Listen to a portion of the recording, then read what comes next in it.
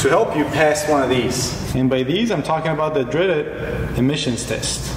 Alright, so first I'll give you some tips on how best you can increase your odds of passing an emissions test. Then I'll show you a trick that you can use to attempt to pass an emissions test even with a check engine light. Alright, the biggest mistake and the number one reason why your car probably didn't pass emissions is because you didn't drive your car long enough before you took it in for a test. See, the most important component of your car that's related to emissions is going to be your catalytic converter, which is always going to be located on your exhaust pipe, but in our case, as you can see, it's conveniently located right up here.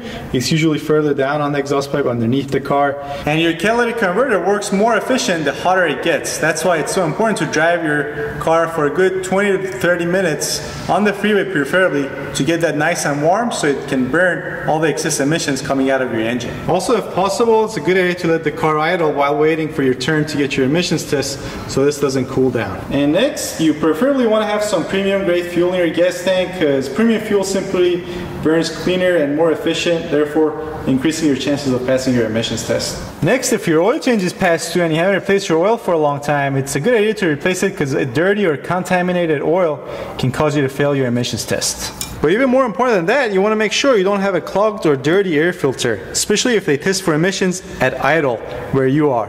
Because if this is clogged, not enough air is going to be able to get in there, and you're not going to have a good enough combustion, which is going to cause you to have increased levels of emissions, which could potentially cause you to fail an emissions test.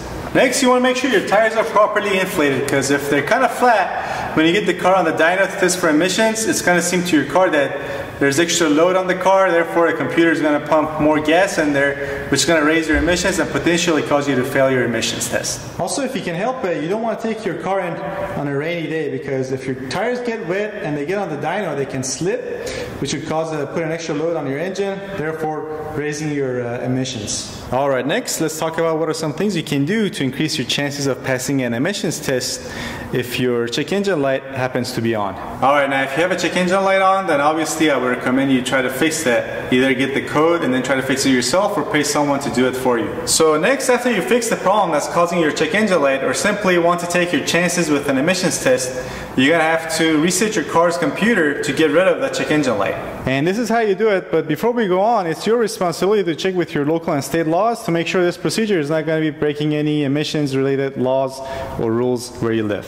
Alright, so generally speaking, if you have a 1995 or older vehicle, all you have to do to reset your car's computer is to disconnect your negative battery terminal and then wait about 10 to 15 minutes and reconnect it, and that usually resets your car's computer and turns off your check engine light. Now on the other hand, if you have a 1986 vehicle or newer, things are going to be a little bit different. 96 and newer vehicles are OBD2 compliant, and therefore you're going to have to use a scanner, but a scanner also has to be capable of reading the status of your IM monitors. And if you're wondering, IM stands for Inspection and Maintenance Monitors. Those are basically the monitors for your emissions related systems. Also, don't let the scanner scare you. You can get the smaller version of this for under 25-30 bucks, and it will do the same thing. Alright, so next you basically plug in your scanner to your OBD2 connector, and then you have a screen like this. So you would normally go to erase your codes to reset your check engine light.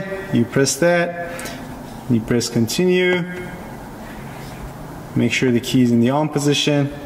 So it does its magic, and then it will turn off your check engine light afterwards. Alright, now you could have done the same thing by disconnecting your battery terminals to reset your check engine light, but the problem with the 96 and newer cars is when you go in for your inspection, your emissions inspection, they're going to hook up the smog machine's computer to the OBD2 port on your car's computer, and then they're going to check your IM monitors. Again, these monitors are for the different emissions related systems on your car, like your misfire monitor, you get your fuel system, catalytic converter, heated catalyst, evap, your O2 sensors, secondary air systems, and depending on your car's make and model, you're going to have a different number of monitors, but basically you're only allowed to have maybe one or two of these systems, depending on where you live, to show as incomplete, and these systems will reset whenever you reset your car's computer.